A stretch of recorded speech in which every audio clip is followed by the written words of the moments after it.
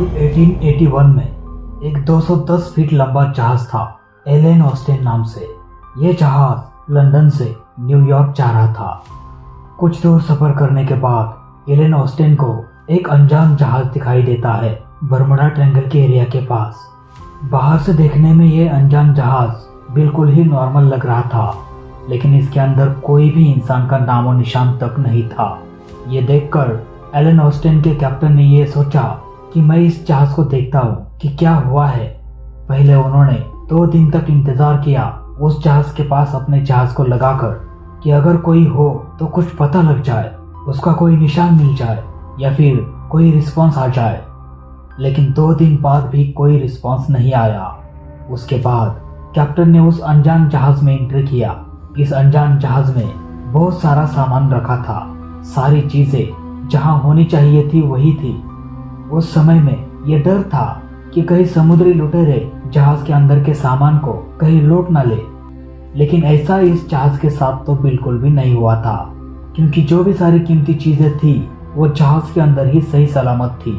और ये सब देखकर एलेन ऑस्टिन के कैप्टन ने यह डिसीजन लिया कि मैं अपने कुछ क्रू मेंबर्स को इस नए जहाज पर भेज देता हूँ और दोनों जहाज को हम साथ में लेकर आगे बढ़ते हैं। पहले 2 दिन तक दोनों जहाज साथ साथ आराम से आगे बढ़ते हैं, लेकिन फिर एक तूफान आ जाता है। दोनों के रास्ते अलग हो जाते हैं और फिर गायब हो जाता है वो अनजान जहाज। तूफान खत्म होने के बाद एलेन ऑस्टिन के कैप्टन उस जहाज को ढूंढने की कोशिश करते हैं और दूर उन्हें दिखाई देता है वो अनजान जहाज। जब वो उसके करीब पहुंचते हैं तो पता लगता है कि उस जहाज में फिर से कोई इंसान का नामो निशान तक नहीं है। जो कुछ क्रू मेंबर्स को उन्होंने अपने जहाज से उस जहाज में डाला था, अब वो अचानक से गायब हो चुके थे। कहाँ गए, क्या हुआ उनके साथ, कुछ पता नहीं, लेकिन जहाज वैसे की वैसा ही सही सलामत था। ऐसा कहा जाता है कि एलेन ऑस्टिन के कैप्टन ने दोबारा से कोशिश किया उस अनजान जहाज को अपने साथ लेकर चलने की। कुछ और नए क्रू मेंबर्स को भेजा उस नए जहाज को चलाने के लिए, लेकिन फिर से 2-3 दिन के बाद वही सेम घटना फिर से दोहराती है। नया तूफान आता है, यह अनजान जहाज अलग हो जाता है।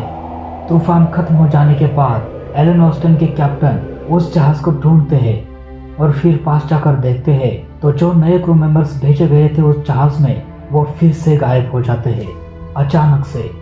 ये सब देखकर एलेन ऑस्टिन के कैप्टन अब बहुत डर जाते हैं और वो वहां से अपने जहाज को लेकर भाग जाते हैं। दोस्तों, ऐसी ही और एक घटना है जो बर्मुडा ट्रायंगल में हुई थी।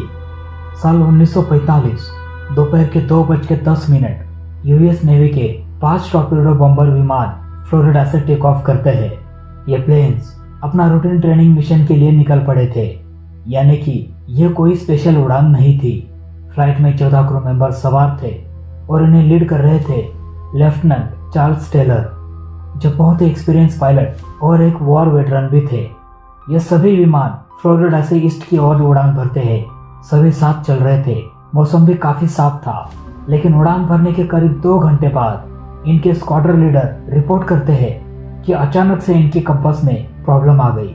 अब 1945 में जीपीएस तो था नहीं, इसलिए वो कंपास पर ही डिपेंड थे।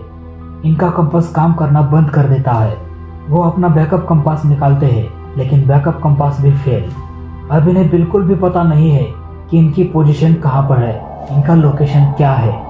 बाकी प्लेन्स भी पायलट से पूछते हैं, लेकिन सभी प्लेन्स के कंपास काम करना बंद कर दिए थे। ये सब देखकर सब डर जाते हैं और लेफ्टिनेंट यहाँ पर एक मैसेज देते हैं।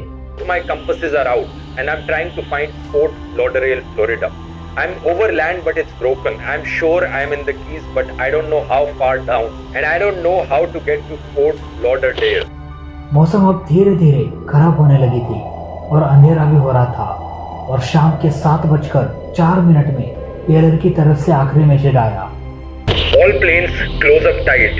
We'll have to ditch unless landfall. We all go down together. और इसके बाद ये सभी के सभी 5 प्लेन्स एकदम से गायब हो जाते हैं, हमेशा हमेशा के लिए। और आज के दिन तक इस प्लेन्स के बारे में किसी को भी कुछ पता नहीं है। ये प्लेन्स गायब हो जाने के बाद इन्हें ढूंढने के लिए एक search and rescue aircraft take off करता है 13 क्रू मेंबर्स के साथ। लेकिन टेक ऑफ के कुछ ही देर बाद ये भी प्लेन्स गायब हो जाता है और इसका भी किसी को कुछ भी पता नहीं चलता। पहले 5 प्लेन्स के 14 लोग और अब इस प्लेन के 13 लोग अचानक से गायब। इसके बाद भी कई बार प्रयास किया इस प्लेन्स को ढूंढने का, लेकिन कोई भी आता पता नहीं लगा। ना किसी की बॉडी मिली और ना ही किसी प्लेन का मलबा। एकदम सब कुछ गायब हो गया, हमेशा हमेशा के लिए। इस खौफनाक बर्मुडा ट्रायंगल में 100 से भी ज्यादा विमान और जहाज आए और गायब हो गए। उनका कोई भी आता पता नहीं चला। इस बर्मुडा ट्रायंगल का एरिया लगभग 5 लाख स्क्वायर माइल से भी ज्यादा है। बर्मुडा ट्रायंगल के किस्से 500 साल से भी ज्यादा पुराने हैं। साल 1492 में क्रिस्टोफर कोलंबस जब नई दुनिया की खोज करने में निकले थे, उन्होंने अपनी डायरी में लिखा कि जब वो इस एरिया से गुजर रहे थे तब उनका कंपास काम करना बंद कर गया था। कुछ घटनाओं का हमारे पास सबूत है तो कई सारी घटनाएं ऐसी है जिनका कोई भी सबूत हमारे पास नहीं है।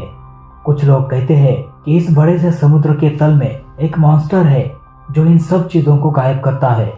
कुछ लोग कहते हैं कि यहाँ का समुद्र ही इस तरीके का है जो इस समुद्र में सारे विमान, जहाज, इंसान इसके अंदर गिर जाते हैं। लेकिन हम फोकस करते हैं साइंटिफिक थ्योरी पर। एक एक्सप्लेनेशन दी जाती है मैग्नेटिज्म के आधार पर, तो दूसरी एक्सप्लेनेशन दी जा सकती है कि इसका एरिया बहुत ही शैलो है, और तीसरा एक्सप्लेनेशन ये है कि इस एरिया में हरिकेन्स ज़्यादा मात्रा में है। लेकिन इतना सब देखने के बाद भी कोई भी एक घटना ये नहीं बताती कि कोई हादसा इन्हीं चीज़ों के कारण हुआ है, कोई जहाज या प्लेन्स सिर्फ इन्हीं चीज़ों के कारण गायब हुआ है, इसका भी कोई सबूत हमारे पास नहीं है। हाँ, ये बात भी सही है कि कई सारे बड़े बड़े जहाज, प्लेन्स इस बर्मुडा ट्रायंगल में गायब हो चुके हैं, लेकिन इसके अलावा भी दुनिया भर में कई जहाज और प्लेन्स गायब हो चुके हैं और आज तक उनका भी कोई आता पता नहीं चल पाया।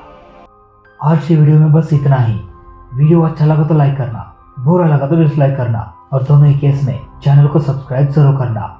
मिलते हैं दोस्तों अगली वीडियो में, तब तक के लिए जय हिंद, वंदे मातरम।